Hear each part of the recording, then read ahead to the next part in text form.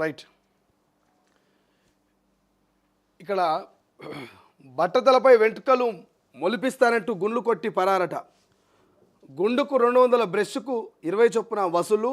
ఇక జడిబుడి పేరుతో సోషల్ మీడియాలో ఢిల్లీ వాసి ప్రచారం. ఓల్డ్ సిటీకి రావడంతో క్యూ కట్టిన వందలాది మంది బాధితులు, మెడిసి కొట్టిన ట్రీట్మెంటు, గుండుపై కురుపులు, హాస్పిటల్ పాలైన బాధితులు, పరారులో నిందితుడట.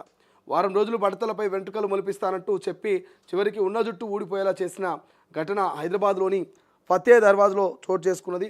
వందలాది మంది గుండుపై కెమికల్ పోయడంతో రియాక్షన్ అయ్యి పలువురు హాస్పిటల్ పాలయ్యారు.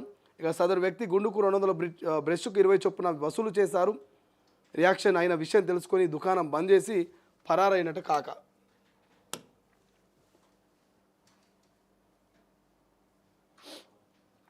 ఇవి మంచి గుండు కొడుతుండు. ఓ వ్యక్తి గుండుపై కెమికల్ రుద్దుతున్న వకీల్. జడీబుడి పేరుతో అందరికీ పేను కొరుకుడు మందు పూసినట్టుగా స్థానికులు చెబుతున్నారు. ఢిల్లీకి చెందిన వకీల్ సల్మాన్ 2013 నుంచి హెయిర్ కటింగ్ పనిచేస్తున్నాడు. బిగ్ బాస్ ఫేమ్కు కూడా తాను బట్టతలపై జుట్టు మొలిపించానని ఇక చెప్పుకొచ్చాడు. ఆ ప్రచారం వీడియోలు సోషల్ మీడియాలో బాగా వైరల్ అయ్యాయి. తాను ఏప్రిల్ 6న హైదరాబాద్ వస్తున్నానంటూ చెప్పాడు. తన ఫ్రెండ్కి హైదరాబాద్ పాత బస్తీలో సెలూన్ షాప్ ఉందని, అక్కడికి వస్తే బట్టతల బాధితుల సమస్యలు పరిష్కరిస్తానంటూ తన సోషల్ మీడియాల ద్వారా ప్రకటించాడు. చెప్పినట్టుగానే వకీల్ ఆదివారం హైదరాబాద్కు వచ్చాడు. బట్టతలపై జుట్టు మొలుస్తుందనే ఆశతో వందలాది మంది వకీల్ చెప్పిన సెలూన్ షాప్ ముందు క్యూ కట్టారు. ఇక బ్రష్తో కెమికల్ రుద్ది సెలూన్ షాప్కి వచ్చిన వారందరికీ ముందుగా లైన్లో నిలబెట్టాడు. తలపై జడీబుడి పూయాల్సి ఉంటుందని ముందుగా అందరూ గుండు కొట్టుకోవాలంటూ చెప్పాడు. బయట సెలూన్ షాప్లో గుండు చేసుకుంటే సాధారణంగా 50 తీసుకుంటారు, కానీ వకీల్ మాత్రం ఒక్కొక్కరి వద్ద నుంచి 200 వసూలు చేశాడు. గుండు చేసుకున్న వారందరూ 20 రూపాయల బ్రష్ పెట్టుకొని క్యూ పద్ధతిలో వకీల్ వద్దకు వచ్చారు.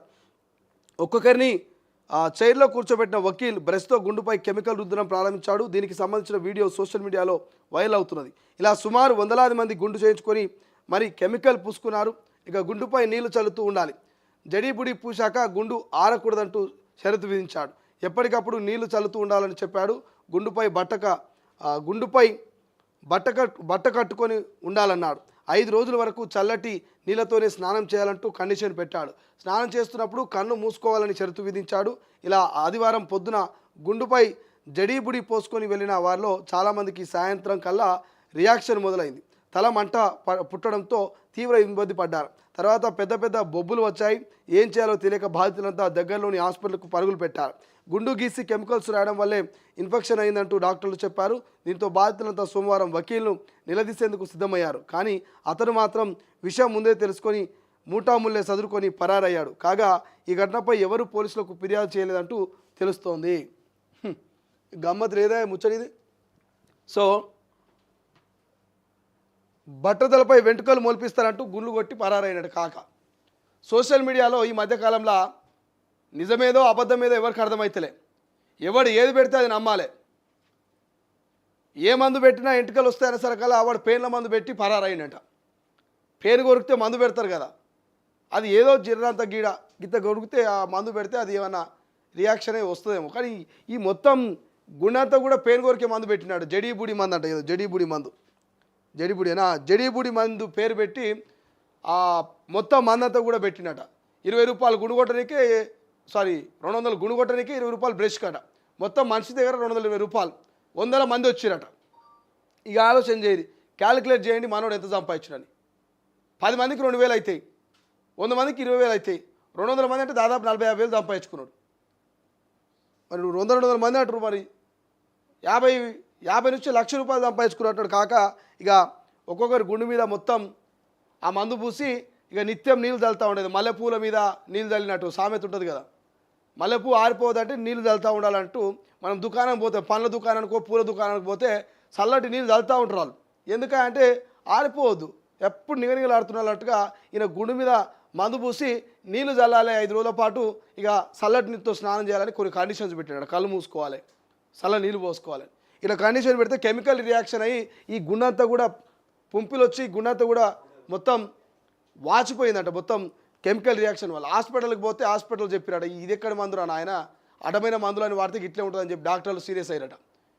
వీళ్ళు మళ్ళా మనోడు వస్తాడేమని సోమవారం పోతే ఇంక ఏడొస్తాడు మనోడు, పైసలు తీసుకొని పరారయ్యాడు. సో ఇప్పటికైనా దయచేసి బట్టతలు వచ్చిందనో ఎంటికలు లేవనో చెప్పి ఎవడు చెప్తే అది అని ముచ్చట నమ్మి ఇక మీరు అడ్డమైన మందులు పెట్టుకుంటే ఉన్న ఎంటికలు ఊసిపోతాయి. కొండ నాలుకకి మందు వేస్తే ఉన్న నాలుక ఊసిపోయింది అన్నట్టుగా మీరు కనుక బట్టతలకు మందు పెడితే ఉన్న ఎంటికలు ఊసిపోగల. టెక్నాలజీ పెరిగింది, దవాఖానలకు పోండి. ఇట్లా అడ్డమైనటువంటి మందులు నమ్మి మీరు ఆగమాగం అయితే ఇక రేపు పొద్దున ఇచ్చే పిల్లని కూడా ఎవడు ఇయ్యాడు. చేసే పిల్ల, లవ్ చేసే పిల్ల కూడా మిమ్మల్ని వదిలేసిపోయినా ఆశ్చర్యం లేదు. ఇప్పుడు చూడు, కొంతమందికి ఇక్కడనే మాత్రం బట్టతలు ఉంటుంది, ఈ ముంగల 4 ఎంటికలు ఉండవు, ఈ మిగతాయి మొత్తం ఎంటికలు ఉంటాయి. ఈ 4 ఎంటికల కోసము ఈ అడ్డమైన మందులు రుద్దుకున్నాడు గుండు కొట్టి ఉన్న ఎంటికలను ఊసిపోతాయి. సో శాశ్వతంగా ఇక గుండె ఉండాలి. డబ్బులు ఊరికే రావని మన సార్ ఒక ఆయన నగల వ్యాపారి ఓ వీడియో చేస్తాడు చూడు, అట్లా ఆయన లెక్క ఎప్పుడు గుండుతోటే ఉండాలి. లేదంటే షికావత్ ఉంటాడు కదా, మన ఆ సినిమా పేరు పుష్ప సినిమాలో, ఎప్పుడు గుండుతోటే ఉండదు షికావత్, క్లీన్ షేవ్ ఉంటుంది ముద్దుగా. అట్లా ఇక మీరు గుండుతోటే ఉండాల్సినటువంటి పరిస్థితి ఉంటుంది. సో దయచేసి ఇటువంటి నమ్మొద్దు. ఈ ఓల్డ్ సిటీ సెలూన్ ముందు ట్రీట్మెంట్ పెట్టి ఉన్న కాడికి కాజేసినట్ట కాక